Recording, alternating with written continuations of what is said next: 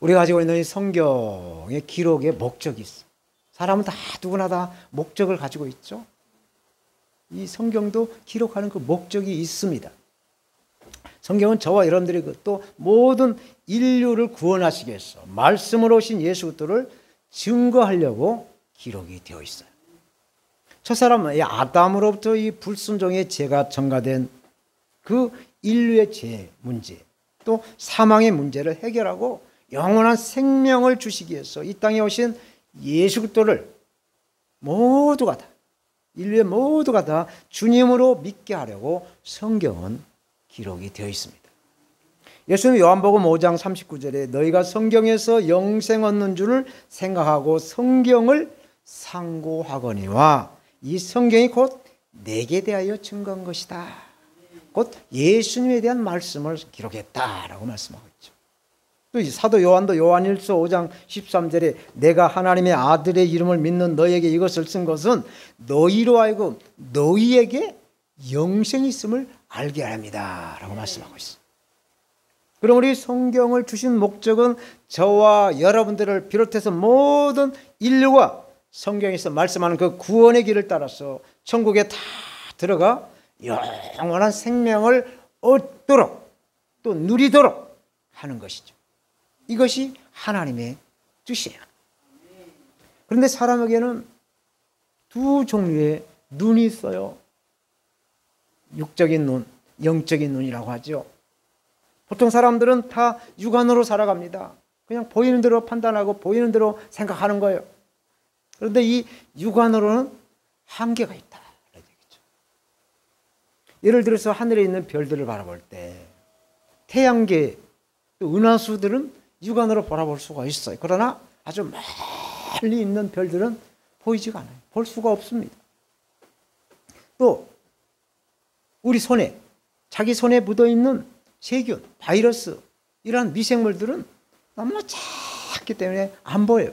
그렇다고 이런 것들이 안 보인다고 해서 없다라고는 말할 수가 없죠. 뭐 망원경이나 또 현미경으로 보면은 나타나기 때문에 그렇습니다.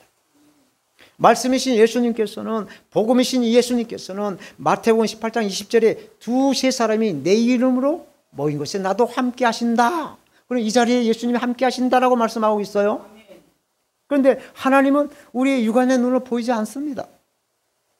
그러나 영적인 눈으로 보게 되면 하나님이 함께 하시는지 예수님이 함께 하시는지 알 수가 있어요. 자기의 의로 믿음 생활을 하는지 성령의 이끌림으로 믿음 생활을 하는지 자기 자신은 잘 몰라도 할례받지 않는 이방인들의 그 육안으로도 알 수 있다라고 로마서는 말씀해 주고 있어요. 자기의 의로 믿음 생활하는 성도는 로마서 2장 1절에 말씀한 대로 의인 의식이 넘쳐난다는 얘기죠. 그래서 어떤 문제가 만나면 자기 탓이 아니라 다 남의 탓으로 돌린다는 얘기. 우리가 하는 기도는 정말 쉽죠. 그냥 생각대로 기도 제목을 가지고 하나님 앞에 올리면 되는 거예요. 그러나 그것을 잘못된 것들을 내 탓으로 잡아 돌리기는 정말 힘든 거죠. 보통 사람들은 등 따지고 배가 부르면 겸손하지 못하고 목이 고두고 또 이렇게 자기의 의의가 드러나는 그런 죄성을 다 가지고 있어요. 이것을 성경에서는 교만이다라고 말씀을 하죠. 지금까지 로마서 1장, 2장을 하고 이제 오늘 3장째인데 1장에서는 복음의 능력과 죄에 대한 하나님의 그 심판이 있다는 것을 말씀하고 있어요. 그리고 2장에서는 다른 사람들을 판단하는 그 율법의 잣대를 자기에게 돌리는 그 겉모습과 그 마음이 일치된 유대인이 있는가에 대해서 말씀을 하셨죠. 그리고 이제 3장은 모든 사람들이 다 죄인이다라는 것이죠.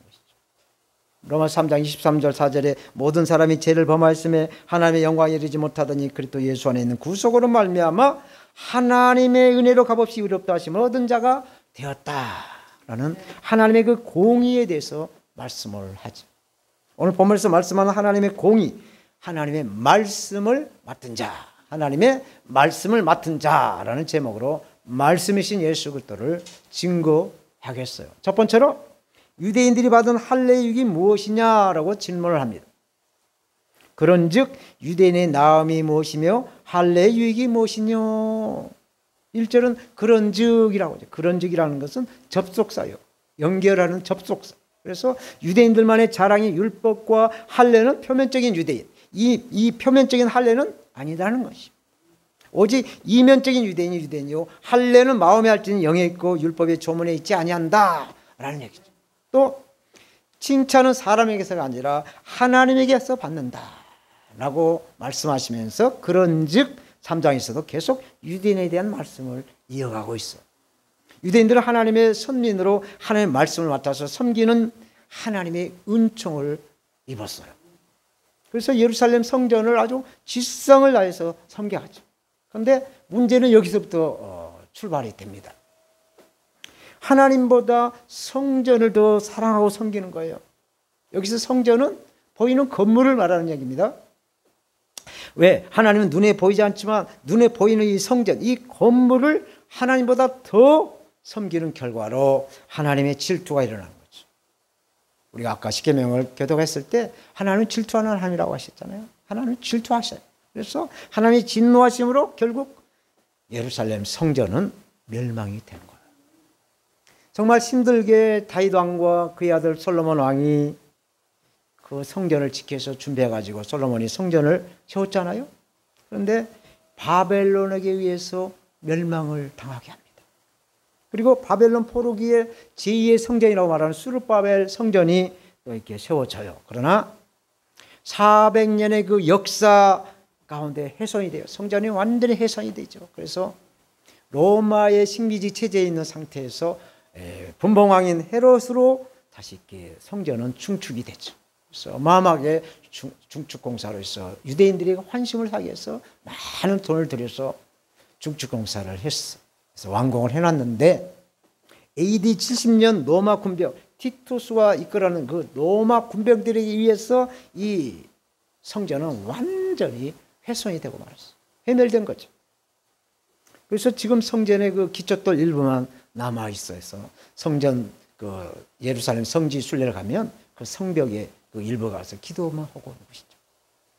이 예루살렘 성전이 해파되고 이스라엘은 멸망이 당해서 이제 이스라엘 백성들은 뿔뿔이 흩어져서 세계 도처에 가서 이제 살아가죠. 그게 근 2000년을 그렇게 흩어져서 살게 됩니다. 그러다가 1948년 5월 14일 날 이스라엘은 독립을 해요. 이 이스라엘 땅을 블레셋 후에 있는 팔레스타인들이 점령을 해서 이 예루살렘 성전터에다가 이슬람교 사원인 이 모스크를 세워놨어. 이렇게 본질이 애곡이 되면 상상을 초월하는 심판이 임한다라는 것이죠. 하나님의 선민 유대인들이 가식적인 행위로 인해서 로마 식민지 체제의 그 심판을 받고 있는 그 유대인들에게 사도 바울은 유대인들이 받은 그 특권을 말씀해 주고 있어요. 2절 범사에 많으니 첫째는 저희가 하나님의 말씀을 맡았다. 하나님의 말씀을 맡았다라고 하는 거죠. 유대인들이 하나님의 말씀을 맡은 자들이다라고 말씀하고 있어요. 자부심을 심어주는 거죠. 유대인들의 특권은 하나님의 말씀을 맡았다는 사실. 하나님의 말씀은 유대인들을 통해서 온 세계 모든 민족에게 하나님의 말씀이 전달되어 갑니다. 시편 기자는 시편 147편 19편 20절에 147편 19절 20절 이렇게 말씀하고 있어요. 저가 하나님이죠. 저가 그 말씀을 야곱에게 보이시며 그 율례와 규례를 이스라엘에게 보이시는도다. 아무 나라에게도 이같이 행치 아니하셨나니 저희는 그 규례를 알지도 못했다. 이방인들은 전혀 하나님의 규례나 말씀을 받지 못했다라고 말씀을 하고 있어요. 우리가 가지고 있는 이 성경은 BC 1500년 예수님이 오시기 약 1500년 전부터 기록이 되기 시작해서 AD 100년까지 약 1600년 동안 각기 다른 장소에서 각기 다른 기록자들이 기록을 했죠. 그런데 이 기록자들의 그 모두가 다 거의 모두가 다 유대인들이에요. 신약 성경의 그 누가복음 사도행전을 기록한 이 누가만이 이방인으로 나와 있고 모두가 다 유대인이었어요. 이 누가는 사실 사도 바울의 주치 의사였어요. 네. 하나님 유대인들이 진리를 계시하신 것입니다. 또한 그 진리를 기록하고 보관해서 전달을 유대인에게 시켰어요. 그래서 바울은 본문에 하나님이 말씀을 맡은 자들이 유대인이다 라고 말씀하죠. 그러면서 고린도전서 4장 2절에 맡은 자들이 구할 것은 충성이다. 맡은 자들이 구할 것은 충성이다 라고 말씀하는데, 이 충성이라는 단어를 영어 성경에는 믿음이라고 번역을 해놨어요. 그래서 성경은 믿음의 대상이 사람이나 어떤 피조물이 아니다. 오직 주 예수 그리스도를 믿어라. 그러면 너와 네 집이 구원을 얻는다 라고 말씀을 하고 있죠. 예수님을 주님으로 믿으라고 말씀하고 있어요. 사람은 믿음의 대상이 아니라 섬김의 대상이다 라는 것이죠. 그래서 혹시나 사람을 믿었다가는 큰 낭패를 볼 수가 있다라는 경고예요. 사람은 서로가 서로를 사랑으로 섬겨줘야 하는 거예요. 우리가 믿는 예수 그리스도를 우리는 우리의 주님으로 굳게 믿어야, 주님께 충성을 해야 하나님의 은총을 받아 누리면서 하나님의 심판을 면해간다라는 말씀인 줄로 믿습니다. 오늘 본문 3절 봅니다. 어떤 자들이 믿지 아니하였으면 어찌하리요? 그 믿지 아니함이 하나님의 미쁘심을 패하겠느냐? 하나님 말씀을 맡은 자들이 믿음이 약해진다라고 해서 하나님께서 그 언약을 버리시겠느냐라는 질문이에요. 4절에 그럴 수가 없다라는 겁니다. 다 사람은 거짓되더라도 오직 하나님은 참되시다. 그리고 기록된 말씀을 인용을 하시죠. 이 기록된 말씀은 시편 54편 4절 말씀을 사도 바울은 인용하고 있어요. 내가 주께만 범죄하여 주의 목전에 악을 행하였사오니 주께서 말씀하실 때 의로우시다 하고 판단하실 때에 순전하시다 하리다 라고 말씀하죠. 하나님은 인류의 죄 문제로 인해서 그 하나님과 그 인류가, 하나님과 사람과의 그 관계가 막혔어요. 담이 쌓여 있어요. 그래서 이 담을 헐기 위해서 그 화해자로 독생자 예수 그리스도를 이 땅에 보내주셨어. 십자가의 제물이 되어 죽게 하셨어. 그래서 우리는 예수 그리스도의 그 십자가 보혈의 그 공로로 유대인들에게 맡겼던 그 하나님의 말씀을 우리가 맡은 자가 된 줄로 믿습니다. 하나님의 말씀을 맡았다는 뜻은 하나님에게 숙제, 하나님께 과제를 받았다라는 뜻이죠. 저와 여러분들은 학창 시절에 숙제를 많이 해봤을 거예요. 행여나 무슨 또 까먹거나 또 뭐 또 이렇게 막 잘 몰라가지고 숙제를 못 해간 날이 있다 한다면 그날은 여지없이 선생님이 해차를 들고 그냥 메타작을 하는 날이 되죠. 이것은 성경의 원리와 똑같습니다. 이렇게 신실하신 하나님께서 이렇게 독생자 예수 그리스도를 처음 이 땅에 보내실 때는 우리의 죄 문제를 해결하시고 용서하시고 구원주로 오셨어요. 그러나 다시 오실 재림의 예수님은 우리의 죄를 심판하시러 오신다라고 말씀하죠. 이렇게 신실한 하나님께서 독생자 예수 그리스도를 우리에게 맡겨주셨으니 우리는 자나깨나 예수님을 우리의 주님으로 믿고 주님이신 예수님과 동행하시는 우리가 돼야 될 줄로 믿습니다. 두 번째로 하나님은 언제나 공의로우시다라고 말씀을 하고 있어요. 우리가 살아가는 이 세상은 사람들과의 그 관계로 엮여져 있어요. 어떤 지연, 또 학연, 또 혈연 등으로 이렇게 인맥이 형성돼서 뭉쳐져 있습니다. 어떤 조직을 이루어갈 힘의 원동력이나 또는 그 화합의 면으로는 굉장한 장점이 될 수가 있어요. 그렇지만 한쪽으로 그 힘이 모아지면 그것은 반드시 부작용이 나타난다라는 얘기죠. 우리는 지난 문재인 정권의 그 5년 동안을 경험했어요. 문재인 정권은 좌파들 또 운동권 세력으로 이렇게 연합을 해서 이 적폐 청산한다라는 그 미명으로 전 정권, 박근혜 정권의 그 핵심 관계자들 거의 다 잡아다가 감옥에다 집어넣는, 그래서 한쪽으로 그 치우친 정책을 편 걸 보았어요.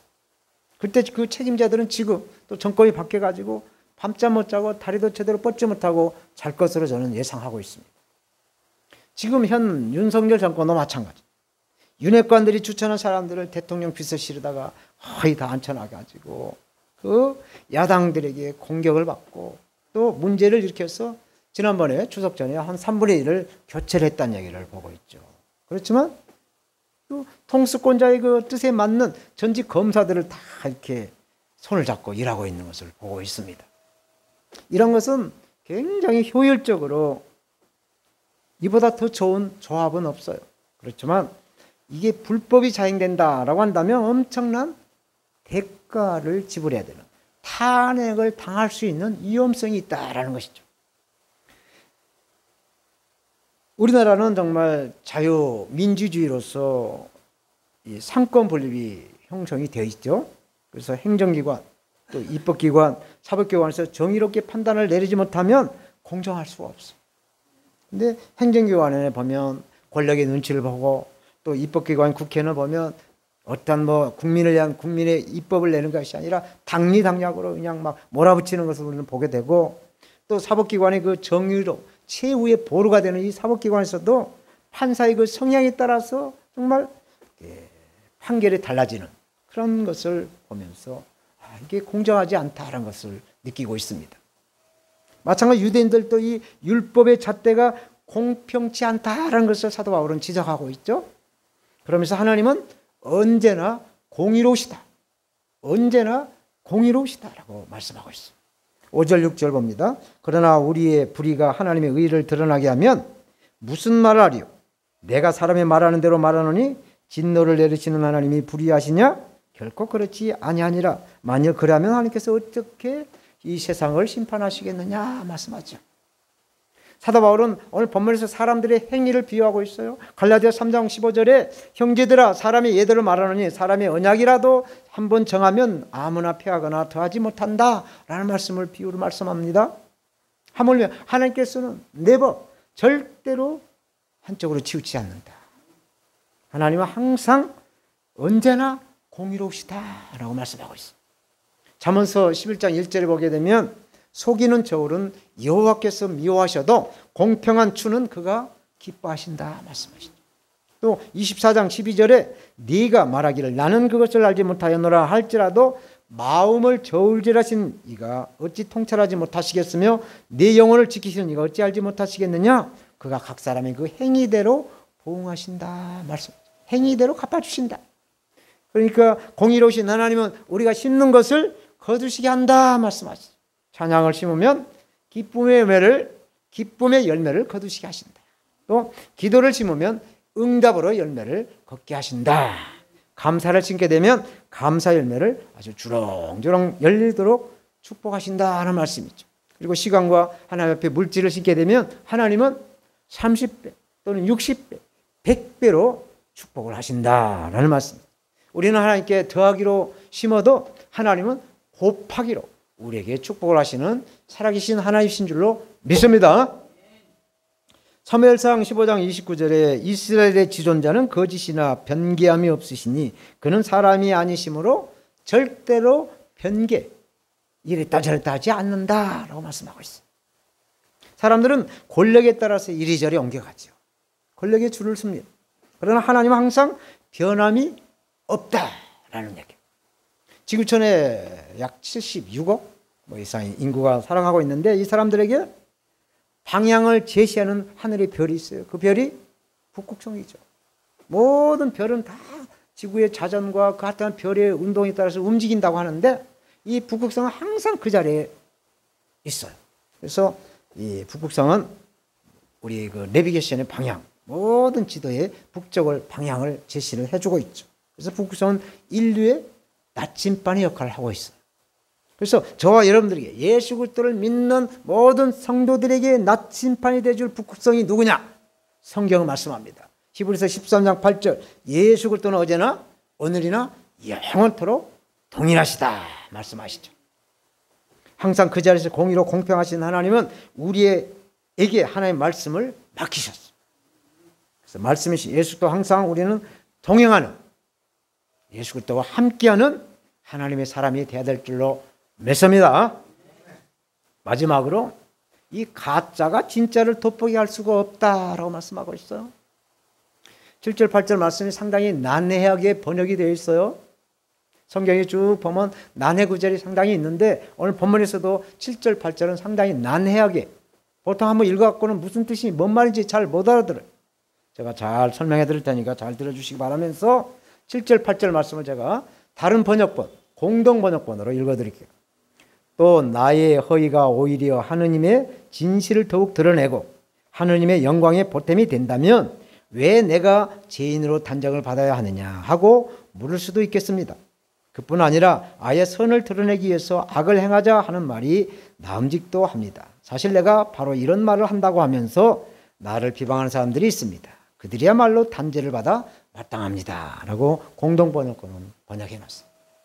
이게 무슨 말이냐면 이 세상에 어느 민족이 하나님의 말씀을 맡았느냐, 이 말씀을 전수하고 그 말씀을 전달하는 민족이 어느 민족이냐 라고 유대인들이 그 자부심이 넘쳐서 이렇게 말을 한다는 얘기예요.